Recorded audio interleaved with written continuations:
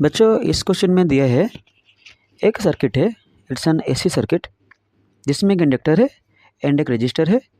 Inductor का value and का value given है and they are connected in series. ठीक है, एंड क्वेश्चन में पूछा है what is the maximum current. तो पहले मैक्सिमम करंट निकालने के लिए मैं और एक बात क्लियर कर दूं।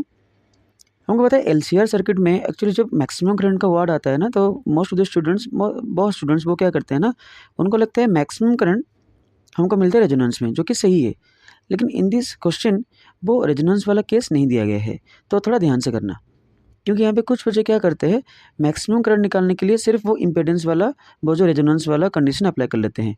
रेजोनेंस में हमारा जो इम्पेडेंस होता है वो only Z equal to R होता है, लेकिन यहाँ पे वो वाला केस नहीं दिया गया है, क्योंकि यहाँ पे कोई रेजोनेंस वाला वर्ड लिखा नहीं गया है या कोई हिंट नहीं है।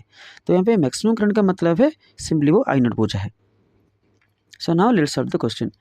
हमको पता है इम्पेडेंस का फॉर्मूला होता है आर स्क्वायर प्लस एक्सएल का स्क्वायर। इफ इसमें सिर्फ आर एंड एक्सएल है, इसलिए हो जाएगा एक्सएल का स्क्वायर। ना आर स्क्वायर प्लस एक्सएल होता है omega L square.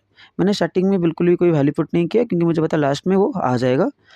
Are square plus मैंने ओमेगा को लिखा 2 पाई एफ इंटू एल का स्क्वायर। देन आर के मैंने वैल्यू पुट कर दिया 100 pi square. Then 2 pi frequency मतलब ये जो सोर्स गिवन है 50 हर्ट्ज, ये मैंने पुट कर दिया 50 हर्ट्ज। एंड एल यहाँ पे 1, तो ये पूरा स्क्वायर हो गया, स्क्वायर का रूट ओवर। तो मेरा इम्पिडेंस आ रहा है √2 100 पाई। तो यहाँ पे पूछा क्या, हमको पूछा है हमको आई मैक्स मतलब I not. Now I R M S equal to V R M S by Z.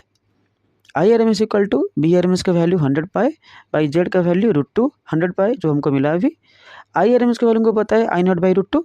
यहाँ पे 100 पाई कैंसिल, बचेगा 1/√2। तो मेरा आंसर आ रहा है आई नॉट इक्वल टू 1। ठीक है, तो कुछ स्टूडेंट एक्चुअली क्या करते हैं, वो जो मैक्सिमम वर्ड लिखा है वो यहाँ पे क्या करते हैं ना, जेड की वैल्यू वो पुट कर देते हैं आर। जेड की वैल्यू पुट कर देते हैं वो आर, क्योंकि रेजोनेंस में हमारा क्या होता है ना, जेड हो जाता है आर। तो ये गलती मत करना।